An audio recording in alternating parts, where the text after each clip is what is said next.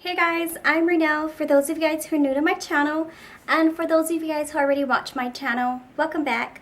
So today I'm going to be sharing 15 of my top frugal ways of living to help save you guys some money and hopefully build your emergency fund or just save money in general. And then please excuse, I'm going to be looking down just because I wrote it all down on this piece of paper. So anyways, these are my family's top 15 ways that we save money on a frugal lifestyle. Number 1, cut the cable. We used to have DirecTV. We had DirecTV, I'd say, for about 4 years. Is it 4 years? Yeah, before we cut it off. We cut it off in 2012 or 2013? One of those. We still had a contract through DirecTV, so we waited for that contract to finish off, and then I cut it up. And in the beginning, I did cut it off slowly because at DirecTV, if you're really struggling and really needing to save some money, you can actually call them and disable your cable for like up to 6 months. So we actually did that a few times. I'd say maybe twice until we finally got rid of it completely. I think that was in 2013 is when we completely cut the cable off. It was right when I got pregnant with my daughter. Okay, so yeah, that was number 1, cut the cable, and that probably saves you at least $50.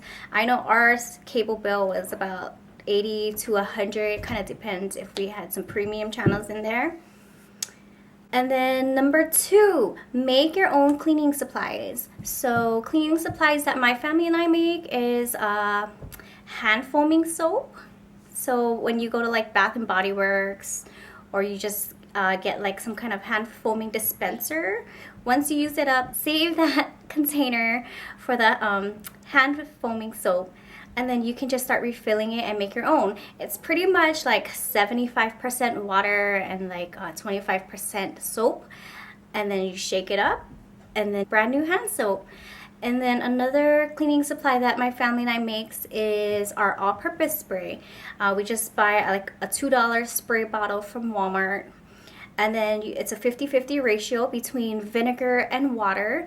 And then you can also add some antibacterial powers as well as some scent by adding some essential oils. Some essential oils that I like are lavender, eucalyptus, rosemary, lemon. And yeah, those are all good because they're antibacterial, antifungal, antimicrobial, and they smell good. So yeah, start making your own cleaning supplies. I should say too, in the beginning, I used to make our own DIY laundry detergent, which is the Felt's Napa soap. That is it, boric acid powder thing, the boric powder, and washing soda. At the same time too of saving money, I really wanted to go green and eco-friendly as well, so that it would be safer around my kids and my family. So we no longer make our own laundry detergent, but I do buy the one from the natural store. Right now we use Eco's, sometimes 7th Generation. Oh, what is that other one I use? I can't think of that other one, but I'll take a video at the end. It's a powder detergent that we use for my daughter's clot diapers. I can't think of it right now. But if you want to go extremely frugal, you can consider trying to make your own laundry detergent too. Number 3, if you have a baby who's under 2, you know how fast diapers can go, especially if they're disposable. So I bet you can guess what my number 3 is. Clot diaper. So I started clot diapering when my son is now 7 years old, but I started clot diapering when he was 9 months old. So I started a little late with him, but I still got like at least a year's worth of use for his clot diapers. So that was so good. And then with my daughter, I actually started clot diapering her from birth. So that was really good, and we're still clot diapering to this day until she gets potty trained. And that saves us a ton of money. Number 4, breastfeeding. If you have a baby, breastfeed your baby if you can. So my daughter is currently 22 months old, and I'm just starting to wean her off. So I've nursed her for over 20 months, and same with my son. My son, I nursed him for 23 months. So right a month right before he turned 2. Yeah, that can save you a ton of money. You don't need to go out and buy formula. Like they say, breast is best for baby. Number 5, this pantry shop. Use up what you have in your pantry and fridge. So in my family, when my sister and mom them come to visit, they kind of laugh at me because anytime I have any leftovers in my refrigerator, even if it's just like a little bit, like 1 serving left, we'll eat it or I'll eat it. Like, I don't like wasting food or wasting stuff in the pantry because that's just throwing away and wasting money, and I don't want to do that. So I pantry shop as often as possible so that way we get our money's worth. Okay, number 6, if you're brave enough, number 6 is cut your own hair and cut your family's hair as well. So I've been cutting my hubby's hair and my son's hair for years. I can't even think how long. It's more than 5 years, easy. And with my son, he did cut his hair professionally at Supercuts once, and that was when he turned 1. And after that, it was just me. We just bought a clippers from Costco, and then we've been cutting his hair and my hubby's ever since. And then I also cut my own hair as well at home. There was a few times when I was younger that I would want my hair cut and I would want that V shape in the back. Or I can kind of show you guys my hair. I would want that kind of V shape but still have the thickness at the bottom. But every time I would get it cut, they would take off so much hair. I would tell them, oh, I just want to trim in just a little and I want it like that V cut. But they would just over layer it or cut it too short, or sometimes they made my bangs too short, so my bangs would end up sticking up here. And overall, I just wasn't happy with paying over $50 for a haircut that I wasn't completely satisfied with. So I ended up learning how to cut my hair through YouTube. Carly Bible and Farah Dukai has awesome videos on how to cut your own hair at home. It's super easy. I've been cutting my hair, like I said, for years, and I like it. It's a pretty simple haircut. So yeah, cut your own hair. Save you a bunch of money, at least $200 a year. And then number 7, shop at thrift stores.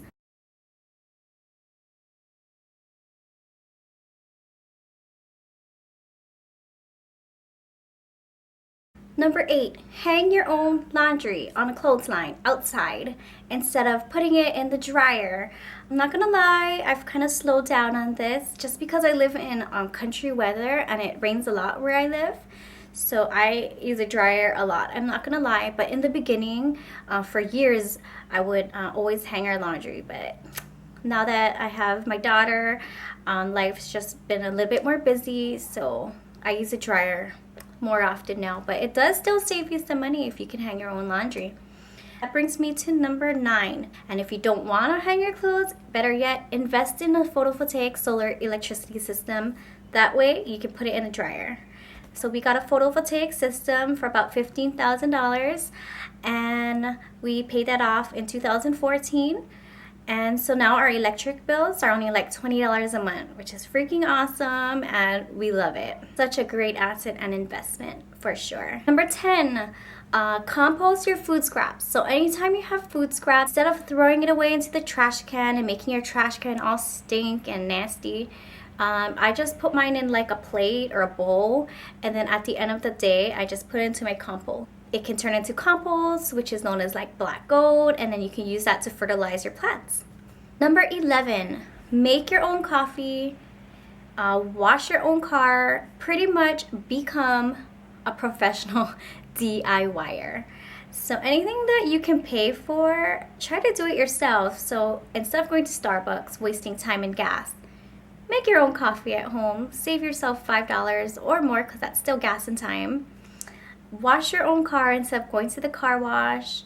Yeah, if you don't know how to do something, Google it, YouTube it, and find a way to DIY it. Unless it's like electrical and like something that you're not supposed to do, then yeah. But if it's like little things, try to DIY it for sure. And then let's see. Oh, that was my number 12. Become a professional DIYer. And then number 13, use cloth napkins. So my family went cloth, using cloth napkins since 2012 when we discovered one income living and all of that stuff. So yeah, so now we just completely use cloth napkins. Sometimes we do buy disposables when we have parties and whatnot, and even when we do buy those packs, they last us forever, just because I pretty much only use disposable napkins when I'm like cooking bacon and I need to like put napkin down just to hold down the grease and get rid of some of the grease. But other than that, we pretty much just use cloth napkins, and they're just as simple to wash and reuse, and they last forever, and they save you a bunch of money in the long run. Number 14, cut your own grass, do your own oil changes. Yeah, like I said, become a professional DIYer, so all these things you can do at home. You can cut your own grass at home. My husband mows our lawn. He weeds and does all the edging instead of hiring a gardener. And then instead of going to Walmart, my husband changes our oils. So that saves us, what, at least 50 bucks on just the oil changes alone. My last frugal tip is number 15, and it's to keep an open mind and just always keep inspired and motivated by watching other people's YouTube videos, Googling frugal living and frugal tips on Google. There's a ton of resources online. So yeah, just keep inspired. That way you're always learning new ways to save money. But anyway, so that's my top 15 ways that my family and I use to live a frugal life. I hope that you guys enjoyed this video, and let me know if you guys already do some of these frugal tips. I know a lot of them are kind of like common sense, but who knows, maybe not everyone does all these tips. And I'll see you guys next time. Thank you for watching. Bye guys.